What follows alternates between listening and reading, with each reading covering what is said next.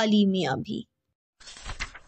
شکر یہ ہوا کہ شاخ زیادہ اونچائی پر نہ تھی۔ علی کو گرا دیکھ کر بچوں نے شور مچانا شروع کر دیا۔ ارے یہ کیا ہوا؟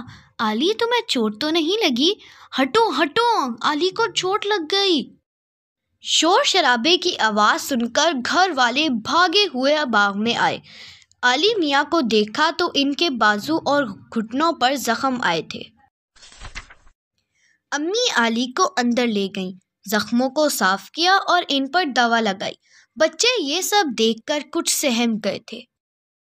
امی ابھی علی کو نصیحت کر ہی رہی تھیں کہ گلی میں جامن والا آواز لگاتا آ گیا۔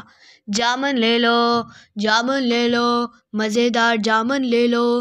جامن والے کی آواز سن کر سب بچے گلی کی طرف دوڑے۔ علی میاں بھی اپنی سب چوٹوں کو بھول کر جامنوں کی طرف لپکے۔ اگر آپ کو ہماری ویڈیو اچھی لگی تو ہمارے چینل کو سبسکرائب کریں، ویڈیو کو لائک کریں اور اپنے دوسرے فرینڈز کے ساتھ شیئر کریں۔ ملتے ہیں ایک نیو ویڈیو میں۔ Bye bye.